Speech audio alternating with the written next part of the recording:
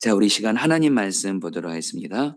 창세기 20장 1절로 18절인데 부분적으로 읽겠습니다. 1절부터 7절, 17절부터 18절. 저와 여러분들이 교도가도록 하겠습니다. 1절 제가 먼저 읽겠습니다. 아브라함은 마므레에서 네겝 지역으로 옮겨가서 가데스와 수로 사이에 살았다. 아브라함은 그라레에 잠시 머문 적이 있는데 2절 거기서 아브라함이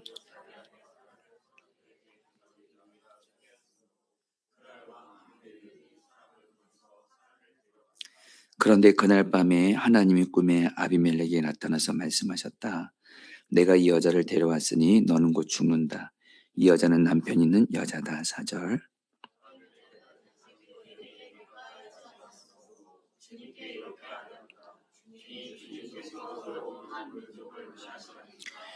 아브라함이 저에게 이 여인은 자기 누이라고 하지 않았습니까? 또 이 여인도 아브라함을 오라버니라고 말하지 않았습니까?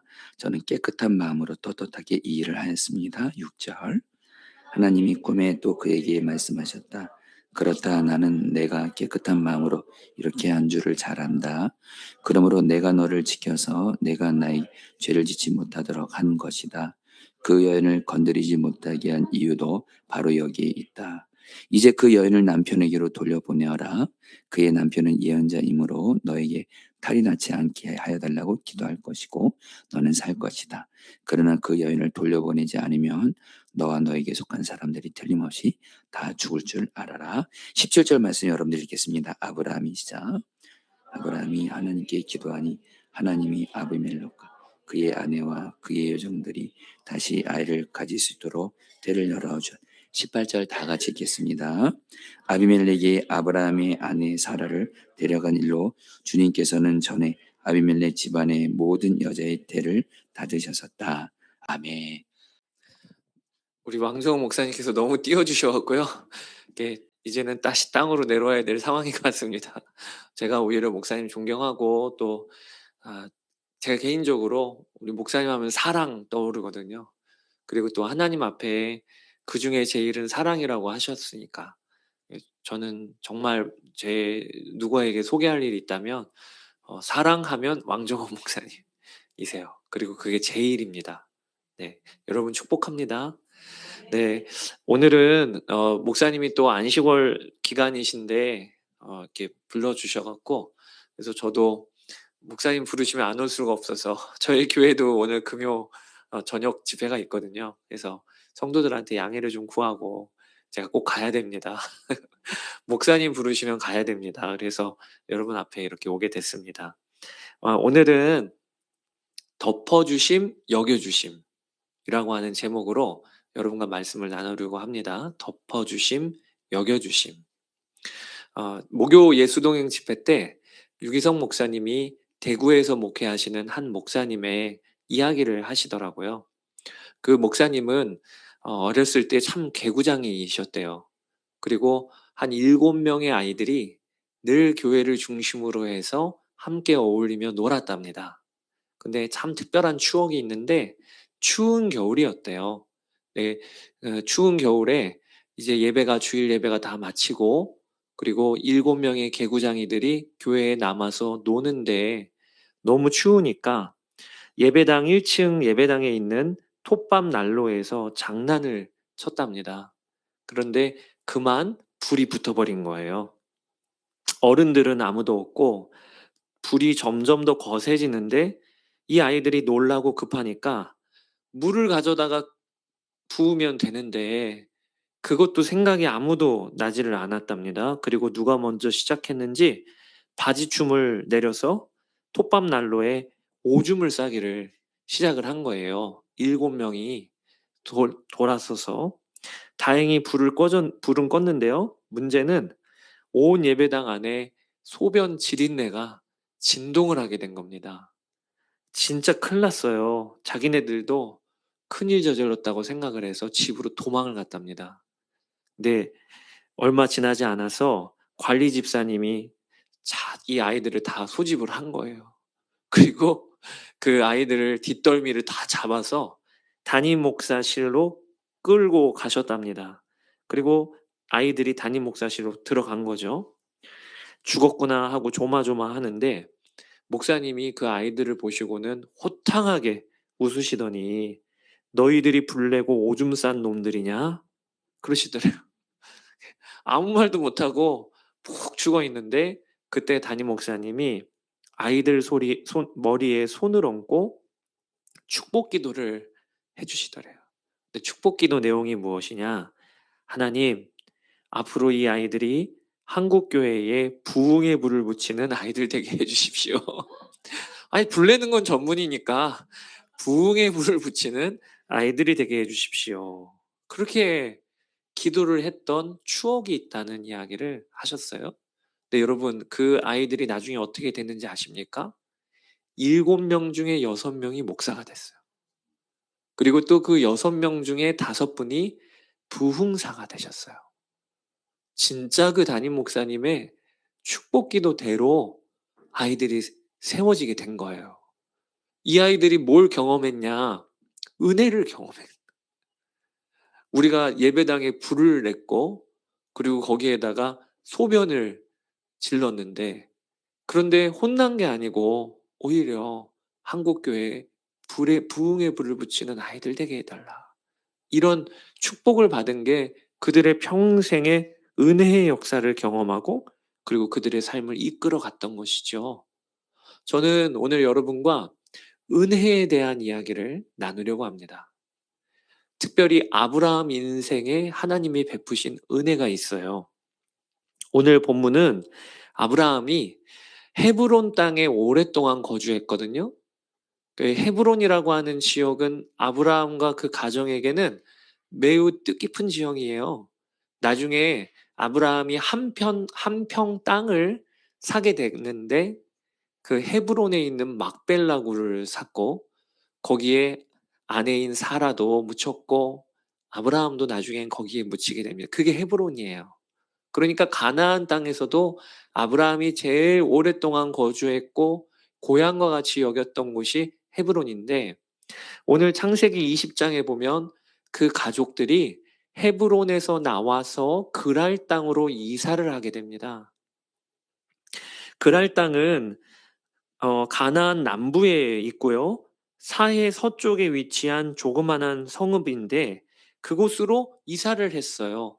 왜 고향과 같은 헤브론을 떠나서 그랄로 이사를 했을까? 학자들은 그가 이사한 이유가 창세기 23장 이후로 보면 해족속이 등장하게 되는데 그 해족속이 헤브론을 치고 점령한 이유 때문일 것이라고 추정을 합니다. 그러니까 아주 강성한 해족속이 헤브론 땅에 치고 들어오니까 어쩔 수 없이 이주했다는 거죠. 그랄로. 이때 아브라함의 나이는 99세였고요. 그리고 사라의 나이는 89세였어요.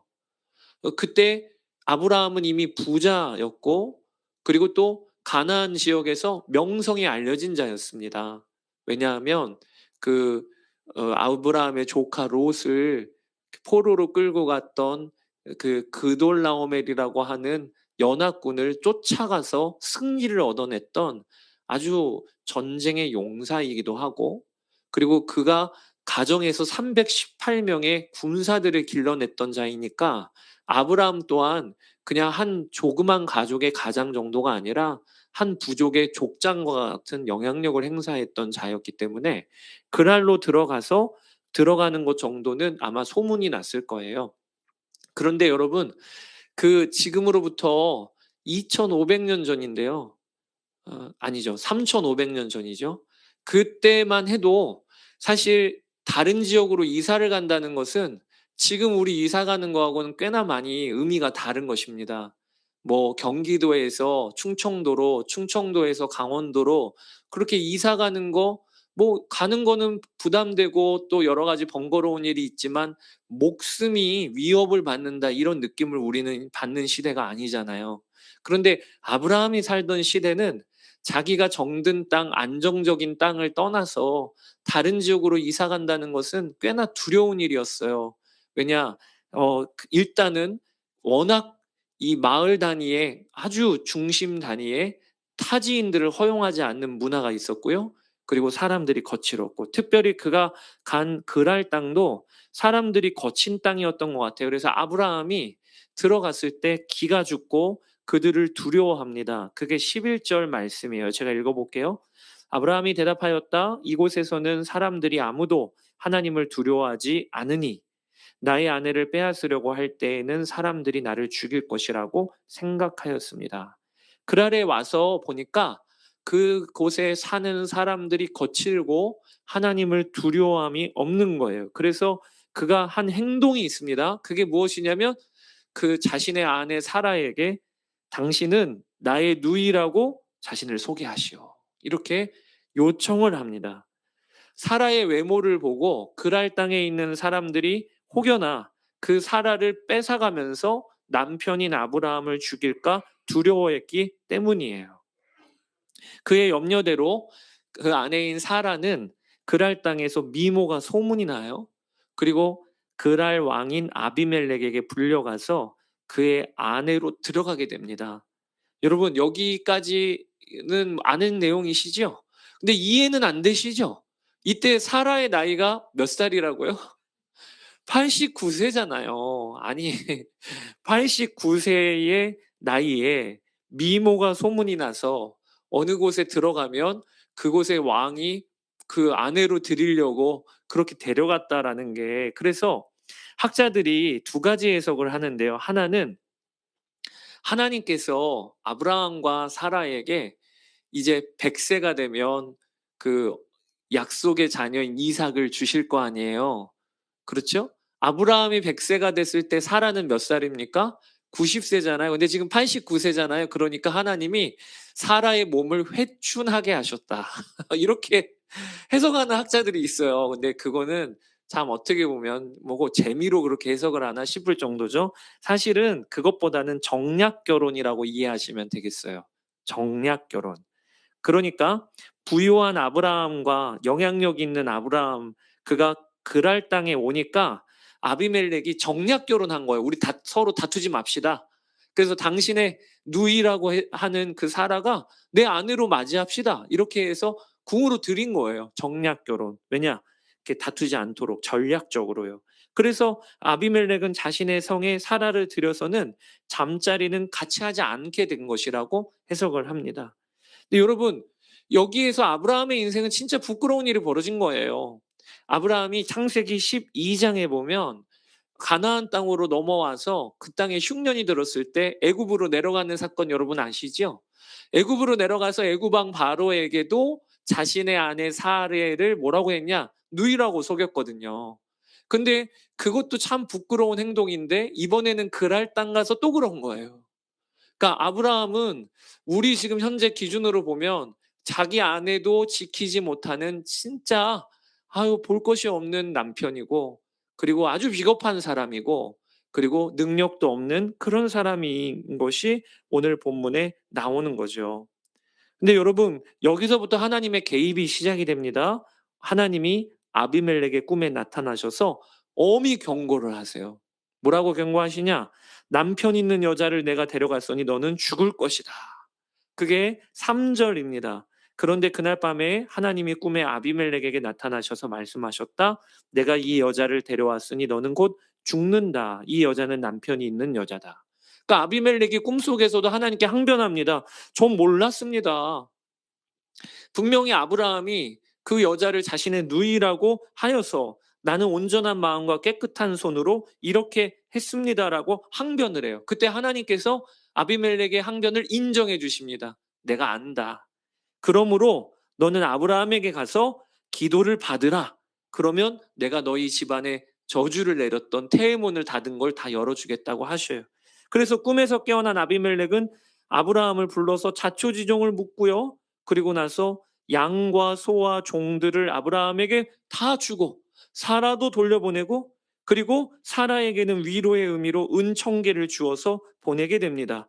이때 아브라함은 아비멜렉에게 기도를 해줍니다. 그리고 그제서야 아비멜렉 집안의 여자들이 고침을 받아 출산할 수 있게 되었다. 그것까지가 오늘의 내용이에요.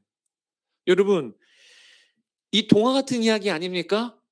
아니, 그랄로 내려가서 자기의 아내 사라를 누이라고 속였는데 그런데 오히려 그 결과는 대박 사건이 터진 거예요. 소나 양을 더 많이 얻었어요. 그 다음에 그 안에 사라는 위로금으로 은 1000냥을 받았어요. 그리고 거기에서 안전하게 그랄 땅에서 거처할 수 있도록 허락도 받게 되었어요. 여러분, 왜 이런 놀라운 이야기가 펼쳐질까요? 하나님 믿으면 그러면 이런 말도 안 되는 복을 누린다? 뭐 이런 이야기일 걸까요? 이 창세기를 기록한 사람이 누굽니까? 누구예요? 모세잖아요. 그렇죠? 모세가 창세기를 언제 기록을 했냐? 가나안 땅에 들어가기 전 광야 생활할 때 아마 기록했을 거라 추정을 합니다. 광야 생활할 때.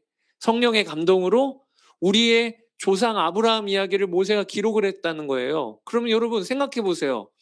우리도 우리나라의 이순신 장군 하면 그러면 참 위인이잖아요. 우리나라의 위인이에요. 세종대왕 하면 우리나라의 위인이에요. 그러면 가능하면 이 우리가 후손들이 이순신 장군을 기억할 때 좋은 걸 기억합니까? 나쁜 걸 기억합니까?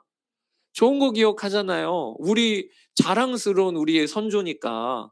그러면 모세도 이스라엘 백성들 가나안 땅 들어가기 전에 광야에서 생활하고 있을 그때 우리의 조상인 아브라함 이야기를 모세가 기록을 했으면 기왕이면 아브라함 이야기 중에 좋은 것만 골라 기록해야 되는 거 아니겠어요? 그런데 오늘 본문은 어떤 내용을 기록한 거냐? 진짜 부끄러운 내용을 기록한 거예요. 믿음의 조상이라고 말하기엔 진짜 부끄러운. 우리 이스라엘 백성의 조상이라고 말하기에는 진짜 낯뜨거운 그런 이야기를 오늘 모세가 기록을 왜 그러면 이런 기록을 하고 있는 것일까요? 모세가 그리고 또 성령께서 알려주고 싶으신 게 있으신 거예요. 그게 뭐냐? 우리의 믿음의 조상 아브라함은 하나님의 백성으로 부름받을 자격이 되어서 부름받은 게 아니고 사실은 그 수준은 자기 안에 사라도 누이라고 속이는 2번이나 그것도 그렇게 속이는 그 정도 수준인데도 불구하고 하나님이 그걸 아시면서도 아브라함을 부르셔서 하나님의 백성의 어떻게 보면은 첫 인물로 세우셨다. 여러분 이것을 2글자로 뭐라고 하냐? 은혜라고 하는 거예요. 그럴 자격이 없는데 하나님께서 자격 없는 그 사람을 하나님이 하나님 나라 백성의 첫 출발로 세우셨다라고 하는 이 은혜가 아브라함의 인생에 있었던 것과 같이 우리 아브라함의 후손인 우리 이스라엘 백성들도 뭘로 사는 사람들이냐? 은혜로 사는 사람들이라는 걸 모세가 또 하나님께서 모세를 통하여 이야기해 주고 싶으셨던 거예요. 너희들이 가나안 땅에 들어가서 그 땅에 있었던 원주민들을 다 쫓아내고 그 땅을 너희가 점령할 거고 너희가 차지할 것이지만 그것이 너희들이 뛰어나서가 아니라 너희들이 잘나서가 아니라 내가 너희들은 오히려 세상의 모든 민족보다 가장 작은 민족이었는데 또 너희들의 조상이었던 아브라함이 엄청 위대한 위인이 아니라 고작 이 정도 수준의 사람들이었음에도 불구하고 은혜로 아브라함을 부르셨고 은혜로 너희를 세워서 내가 가나안 땅에 드리는 거야. 이 감각을 잊으면 안 돼. 라고 하는 것을 알려주기 위하여 아브라함이 이렇게 자신의 아내를 누이라고 속인 사건을 모세가 기록을 하게 한 거예요. 그러니까 오늘 여러분들에게 이 창세기 20장 말씀을 통하여 여러분들하고도 나누고 싶은 게 여러분 우리 그리스도인들은요 어떤 것으로 사는 사람들이냐? 은혜로 사는 사람들이라는 거예요. 우리의 삶도 하나님의 은혜 때문에 있고 오늘 금요 성령 집회도 은혜로 이 자리에 나와 있는 것임을 아셔야 합니다. 여러분 은혜 받으신 자들이시지요? 지금은 설교 시간에 질문하니까 아멘 하시는데 의외로 많은 분들이 나는 무슨 은혜를 받았는지를 말을 잘 못하세요. 신앙생활 하다 보면 저 집사님은 은혜가 많이 받고 누리고 계신 것 같은데 나는 받은 은혜가 없어요. 저 권사님은 자녀도 잘 되고 직장도 잘 들어가고 건강도 있고 물질도 풍요한데 나는 그에 비하면 은혜 받은 것이 없어. 이렇게 마음을 품고 신앙생활 하시는 분들이 너무 많습니다. 은혜가 뭔지를 모르는 거예요. 은혜가 잘 되고 잘 풀리고 좋은 직장을 들어가고 뭔가 풍성하게 누리고, 여러분 그런 은혜는요, 성경에서도 물론 기록은 하고는 있지만 사실 하나님이 주시는 핵심적인 은혜는 아니에요. 오늘 본문에 보면 은혜가 무엇인지 너무나도 분명하게 드러나고 있습니다. 여러분께 오늘 그 말씀을 드리고 싶은 거예요. 여러분 이제 앞으로 은혜가 무엇입니까 하면 오늘 본문 그리고 또 오늘 설교 제목을 떠올리시면 좋겠어요. 같이 한번 따라해 보시면 좋겠습니다. 덮어주심, 여겨주심. 여러분 이게 은혜인 거예요. 덮어주심, 여겨주심. 오늘 본문에 보면 하나님이 아브라함의 허물을 먼저 덮어주십니다. 덮어주세요. 잘못은 아브라함이 했어요. 자기의 아내를 누이라고 속이는 일을 아브라함이 했는데 아비멜렉은 몰랐어요. 분명히 아브라함이 속였으니까 그런 줄 알고 그리고 궁으로 들인 거죠. 그러면 여러분, 하나님이 누구를 꾸짖으셔야 됩니까? 아브라함을 꾸짖으셔야 되는 거 아니에요. 그런데 오늘 본문에 누구를 꾸짖고 계시냐? 아비멜렉을 꾸짖고 계셔요.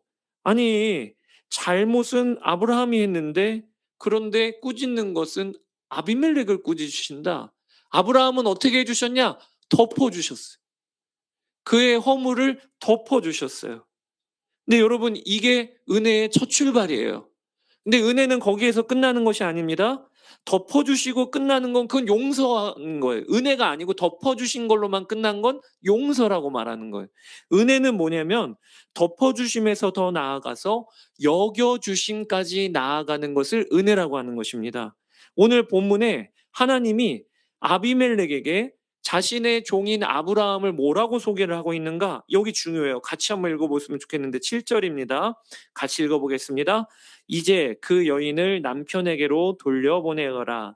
그의 남편은 예언자이므로 너에게 탈이 나지 않게 하여 달라고 기도할 것이고 너는 살 것이다. 여러분 여기에 성경 본문에 하나님이 아비멜렉에게 아브라함이 어떤 사람인가를 소개하시는데 그는 뭐라고 소개하고 계세요? 예언자이므로 그가 너를 위하여 기도하면 너가 탈이 나지 않을 것이다 라고 하고 계셔요. 여러분 예언자가 뭡니까? 예언자는요 하나님의 말씀을 받아 전하는 사람이에요. 그리고 예언자는 하나님의 이름으로 축복해 주는 사람이에요. 자, 아브라함이 그럴 만한 사람 맞습니까? 아니, 아브라함이 지금 그런 행동이나 했습니까? 그런데 하나님은 첫 번째 아브라함의 허물을 덮어주시고 거기에서 끝나면 뭐라고 말씀드렸죠? 용서라고 말씀드렸죠? 근데 은혜는 뭐냐? 거기 덮어주신 걸로만 끝나는 게 아니라 아브라함을 여전히 나의 말씀을 전하는 예언자야. 나의 이름으로 너를 위하여 기도해주고 축복해주는 예언자야라고 지금 뭐 해주고 계신 거예요? 여겨주고 계신 거예요. 이거를 은혜라고 하는 거예요.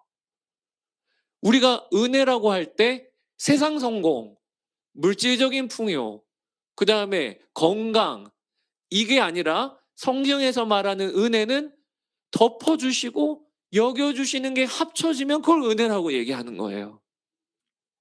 누가복음 15장에 둘째 아들 이야기가 나옵니다. 아버지의 재산을 유산 달라고 해서 그리고 허랑방탕하게 탕진했던 둘째 아들이 다시 아버지가 생각이 나고 아버지께로 이제 돌아갑니다. 염치불구하고. 그러면서 그가 말하기를 제가 아버지의 아들이라고 일컬음을 감당하지를 못하겠습니다. 하늘에게도 부끄럽고 아버지에게도 죄송해서 저를 그저 종의 하나로 여겨주십시오.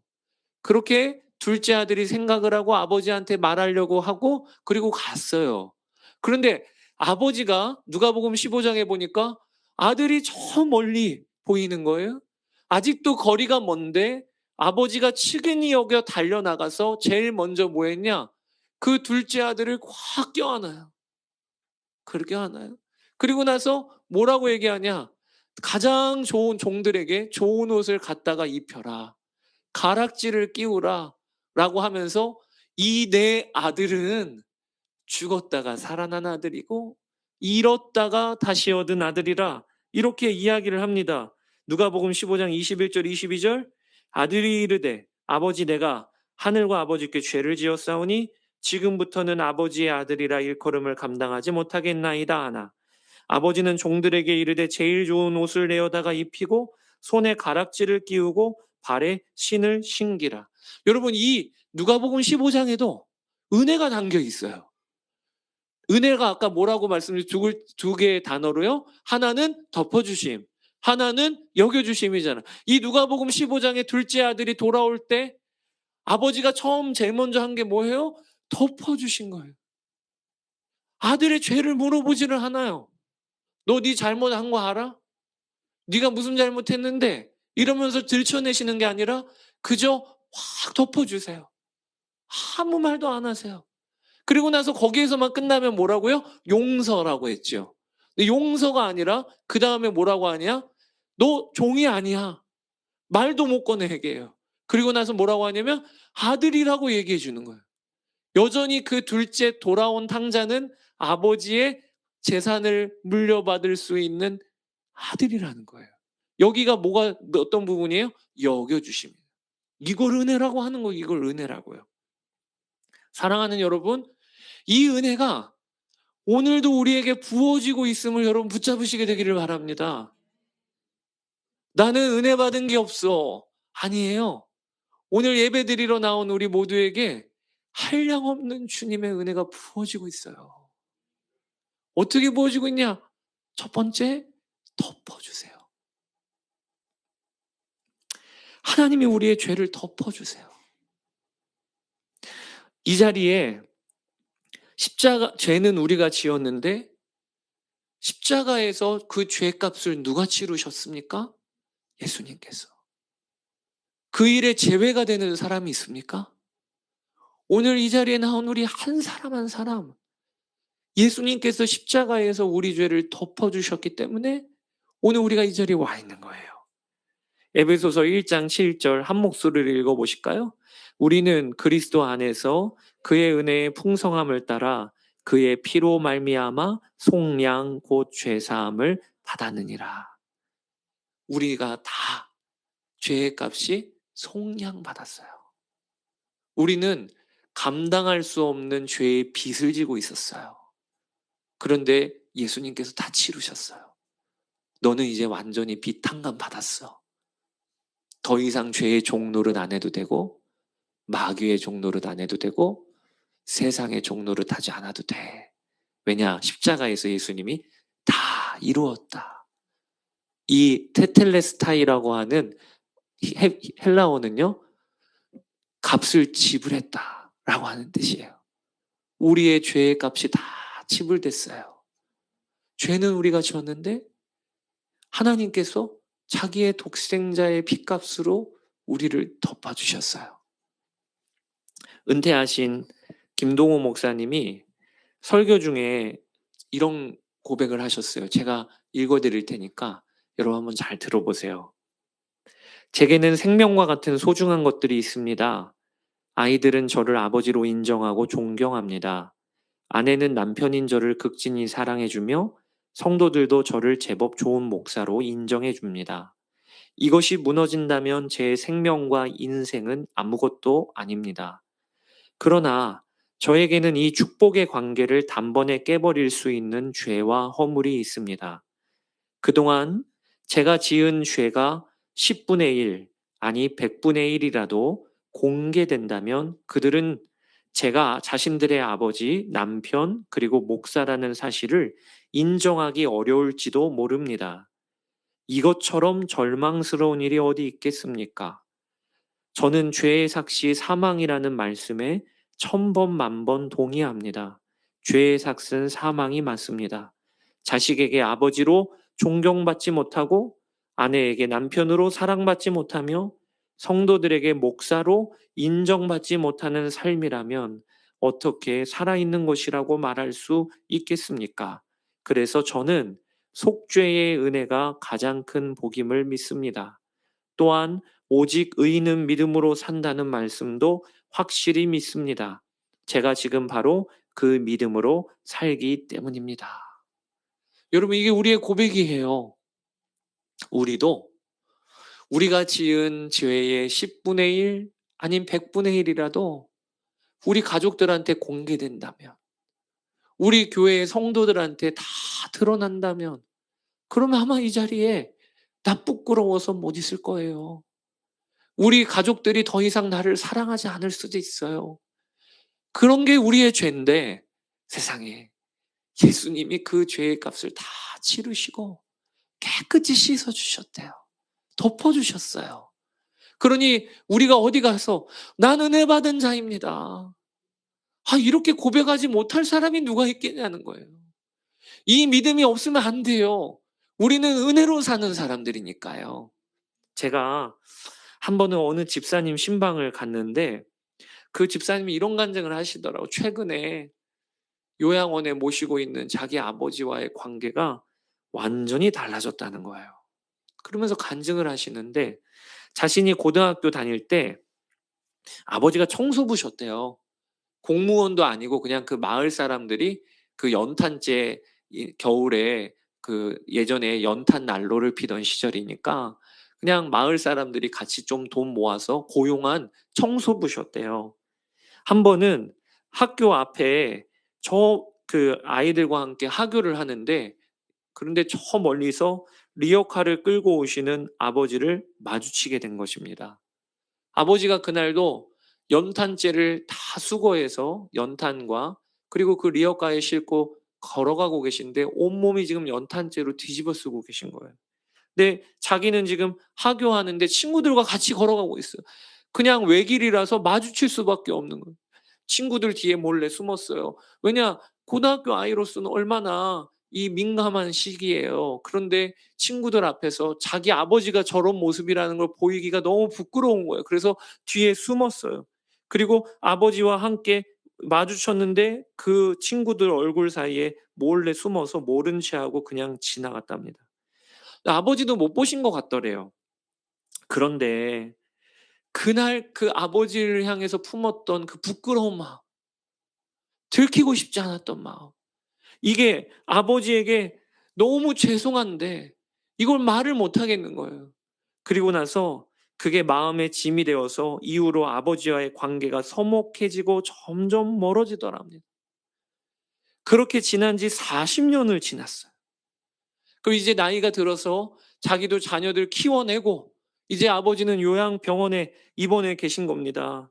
어느 한날은 늘 가까이에서 요양병원에 모시고 아버지를 이렇게 병간호를 하는데, 큰딸이니까. 그러다가 아버지한테 그날 이야기를 어렵게 꺼냈어요. 아버지, 제가 고등학교 때 학교 앞에서 아버지가 그날 리어카 가득 연탄재를 담고 오시는데, 근데 그 말을 듣자마자 아버지가 왈칵 눈물을 흘리시더래요. 그러면서 하시는 말이, 난 괜찮다, 네가 부끄러웠지. 그게 너무 큰 충격이었대요. 알고 봤더니 아버지도 그날 자기 딸을 보신 거예요. 그런데 그 이후로 아버지가 한 말씀 안 하시고 지금까지도 오신 거예요.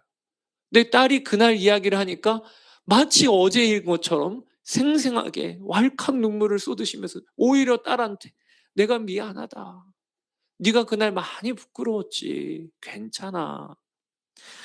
그러면서 이 집사님이 우리 아버지가 나를 사랑한 사랑이 얼마나 컸는지, 내가 지금 아버지를 돌보고 있다고 생각하지만 알고 보니까 아버지가 나를 향하여 사랑을 베풀어 주시고 또 내 허물을 덮어주신 게 그렇게나 컸구나 라고 하는 그 사랑이 깨달아지면서 아버지와의 관계가 완전히 풀어주셨다, 그런 이야기를 하고 하시더라고요. 여러분, 주님은요 우리의 모습 다 아십니다. 그런데요 덮어주시다 못해 기억조차 하지 아니하신다고 하셨어요.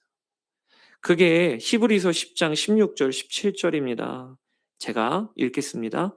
주께서 이르시되 그날 후로는 그들과 맺을 언약이 이것이라 하시고 내 법을 그들의 마음에 두고 그들의 생각에 기록하리라 하신 후에 또 그들의 죄와 그들의 불법을 내가 다시 기억하지 아니하리라. 여러분, 이게 우리가 받은 덮어주신 은혜예요. 주님은 기억조차 하지 아니하신다. 여러분 중에 여러분들의 과거가 정말 쓴물이 되어서 올라오는 분이 계십니까? 내가 그때만 생각하면 내 마음이 얼마나 괴로운지, 또 나는 이런 죄인이야. 기도할 때마다 그게 기도를 턱 막아버려서 내가 하나님께 얼마나 큰 죄를 졌는지, 또 어떤 분은 내가 자녀 죽인, 임신한 아이를 낙태를 하시거나, 그 다음에 또 어떤 분들은 내가 그때 내 가족들, 형제 자매에게 사기를 쳤거나, 근데 이제는 갚을 수도 없어요. 되돌릴 수도 없어요. 이제 그러다 보니까 그게 내 안에 죄책감으로 확 자리를 잡아서 예배를 드리다가도 은혜 받을 때쯤 되면 내 마음에 그게 탁 터오르면서 내가 이런 죄인인데. 이런 분들이 계십니까? 의외로 많아요. 근데 여러분, 정말로 말씀을 믿으세요. 나는 기억하고 있어도 주님은 기억을 안 하신다. 사람 사이에서는 기억할 수 있어도 우리 주님은 기억하지 않으신다. 왜? 다 값을 치르셨으니까. 아예 이제는 흔적조차 남지 않도록 주님은 덮어주셨다. 덮어주시면, 들추시면 그대로 있다는 얘기잖아요. 근데 그런 게 아니라니까요. 우리 주의 보혈은요, 덮어주셨다는 거는 뭐냐면 기억조차 하지 아니하실 정도로 잊으셨다는 거예요. 왜? 그렇게 값을 치르셨으니까. 이거 진짜 믿어야 되는 거예요. 우리는 그리스도 안에서 새로운 피조물이 된 거예요. 더 이상 나의 예전에 그 아픈 추억에 매어 살 필요가 없어요. 주님은 새 것이라고 하시는데 나는 왜 이렇게 고집스럽게 옛 것을 붙잡고 있냐는 거예요. 그런 은혜를 우리가 받았어요. 근데 거기에서만 끝나는 게 아닙니다. 하나님은 우리를 의로운 자라고 여겨주세요. 아니, 덮어주신 것만 해도 엄청난 은혜인데, 기억조차 하지 아니하시는 것도 엄청난 은혜인데, 그런데 거기에서 끝나는 게 아니라 나를 의로운 자라고 여겨주신다. 이게 하나님의 은혜예요. 상속자로 우리를 여겨주세요. 여러분, 많은 분들이 구원은 받았다고 믿지만 하나님이 나를 보실 때 너는 의로운 자야. 이 일에 대해서는 정말 믿음이 많이 없으셔요. 왜? 내가 나를 아는데 나를 보시면서 의로운 자라고? 아니, 나는 여전히 세상 때가 많이 묻어있는데 나는 아직 배워야 될 것이 많다고 그렇게 여기는 거. 나 훈련받아야 할 게 더 많은데 나는 아직 교회에서 직분도 아직 성도인데. 근데 여러분, 그렇지 않아요. 주님은요, 여러분들을 보실 때 어떻게 여겨주시냐? 의로운 자라고 여겨주세요. 그게 고린도전서 1장 30절이에요. 같이 한번 읽어보시겠습니다. 너희는 하나님으로부터 나서 그리스도 예수 안에 있고 예수는 하나님으로부터 나와서 우리에게 지혜와 의로움과 거룩함과 구원함이 되셨으니. 여러분, 여기 뭐라고 나와 있냐면 예수님은 하나님으로부터 나와서 우리에게 뭐가 되셨다고요? 지혜와 그 다음에요, 의로움과 그 다음 거룩함과 구원함이 되셨으니. 예수님이 우리 안에 계시고 지금 성령님이 우리 안에 계시지 않습니까? 그러면 이건 뭘 의미하는 거냐면 하나님은 나를 보실 때 예수 그리스도의 의로움으로 나를 보신다는 거예요. 할렐루야지요. 오늘도 예배 드릴 때 우리를 너는 의로운 내 딸이야, 너는 의로운 내 아들이야 라고 주님이 우리를 그렇게 보신다는 거예요. 이걸 아브라함을 표현으로 하면 여겨주시는 거예요. 저는 예언자라, 저는 선지자라, 그러니 너는 저에게 가서 기도를 받으라. 여러분, 우리는요, 기도 시작만 해도 5분은 못 버텨. 기도 나 10분 해본 적도 없어. 그래도 하나님은 우리를요, 우리가 세상을 위하여 기도하는 기도의 축복자로 여겨주신다는 거예요. 우리 가정에 누가 기도하는 자냐? 내가 기도하는 자라. 하나님이 나를 그렇게 여겨주시니까 너가 기도하는 자야. 너를 통하여 너희 가정이 복을 받는 거야. 그렇게 우리를 여겨주신다는 거예요. 이게 여기까지 가면 은혜인 거예요. 은혜. 요한복음 21장에 보면 베드로가 예수님을 3번이나 부인하고 그리고 자신의 고향으로 돌아갑니다. 심지어는 그는 부활하신 예수님을 보고도 자신의 고향으로 돌아가요. 왜?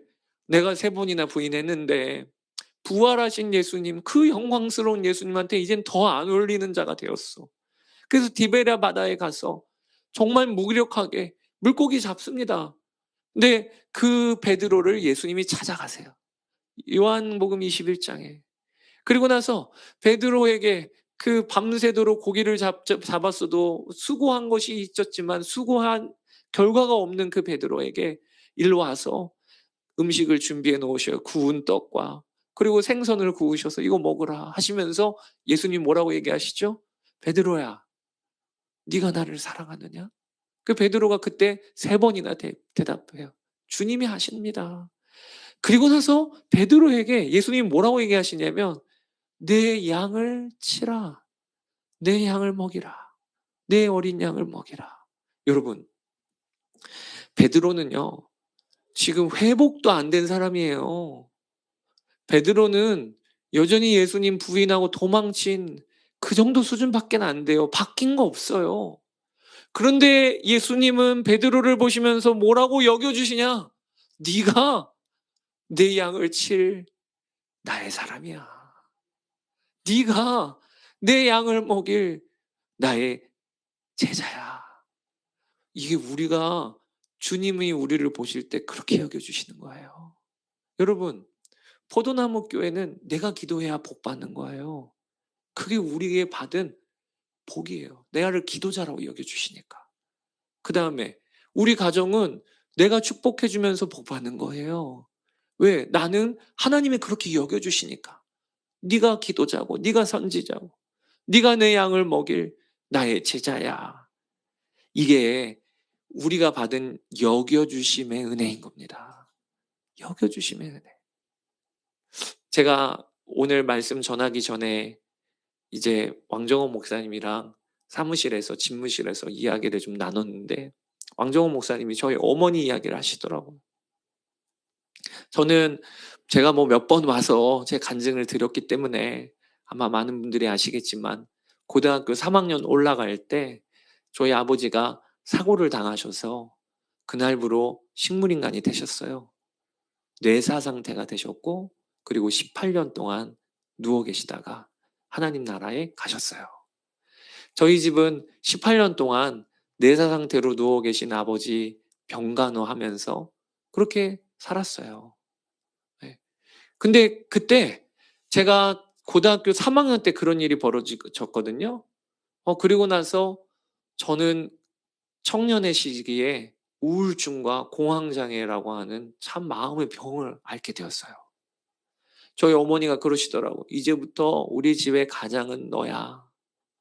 제가 장남인데 저희 아버지가 쓰러지고 났더니 저희 어머니가 너밖에 없어. 그때 저는 그럴 수 있는 수준이 아니었거든요. 근데 저희 어머니는 저밖에 없대요. 얼마나 무거운 중압감으로 다가왔는지.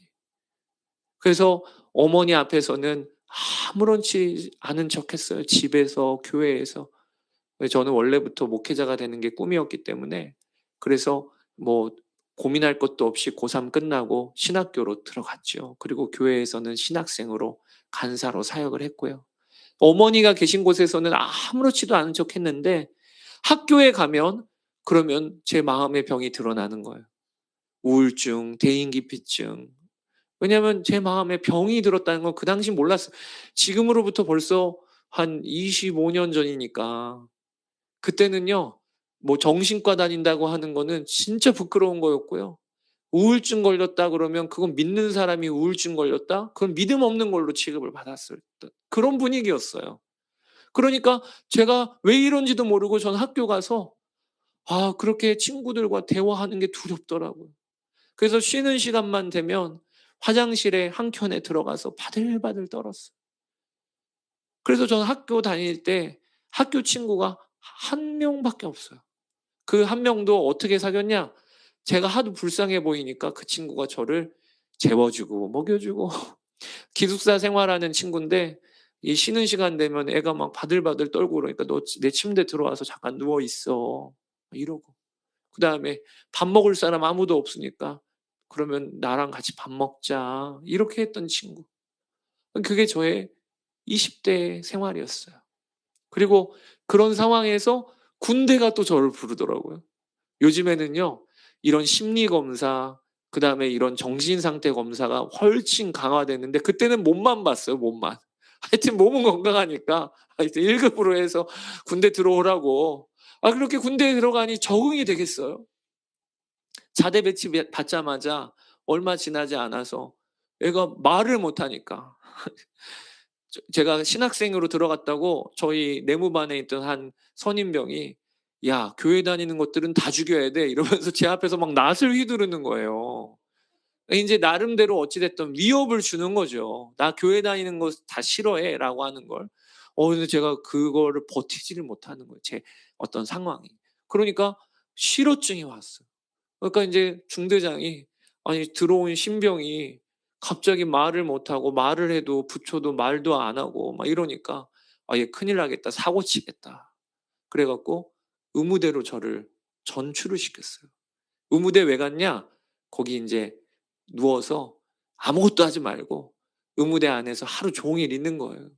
의무대에 누웠는데 내 옆에 동기가 들어와서 그 아이도 와서 인제 무슨 병인지 몰랐죠.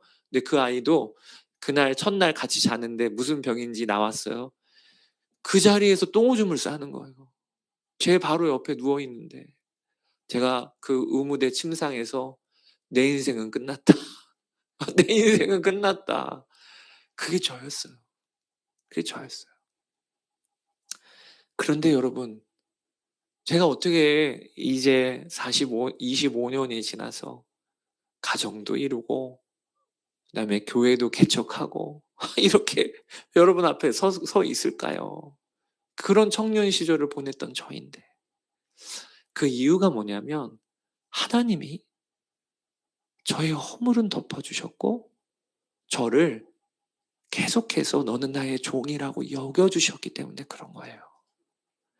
이상할 정도로 하나님은 그런 저임에도 불구하고 한 번도 사역을 쉬게 하신 적이 없으세요. 제가 그렇게 대인기피증으로 학교 적응을 못했을 그때도 교회에서는 간사로 계속 사역의 자리에 세우셨어요. 유초등부를 담당하는 간사로. 그리고 이상할 정도로 그렇게 목사님과 전도사님들은 저를 참 예뻐해 주셨어요. 그래서 "야, 최 간사 우리 부서 와서 같이 하자." 그래서 계속 교회 학교 아이들을 섬기고, 섬기고, 섬기고. 어머니가 계신 반경이니까 아무렇지 않은 척하면서 그러니까 이것도 참 신기한 일이죠. 이쪽에서는 완전 무너져 있고 이쪽에서는 버티는 거예요. 그렇게 사역을 계속 시키셨 군대 갔는데 그렇게 의무대에 누워 있는 저에게 연락이 왔어요. 연대 교회에서 군종 목사님이 "신학생이 들어왔다고 우리 한번 만나자." 그러시더라고요. 가서 가 보니까 저한테 "최이병 교회에서 군종으로 좀 사역을 하지 않겠나." 자 알고 봤더니 중대장이 부탁을 한 거예요.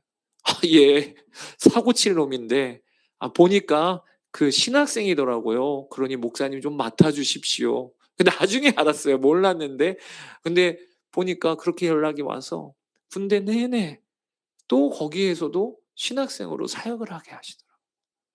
그리고 나중에 한국에 인제 전역하고 나서는 집으로 돌아갔더니 그 현실이 너무 괴로운 거예요. 아버지는 식물인간으로 누워 계시고 언제 일어나실지 모르겠고.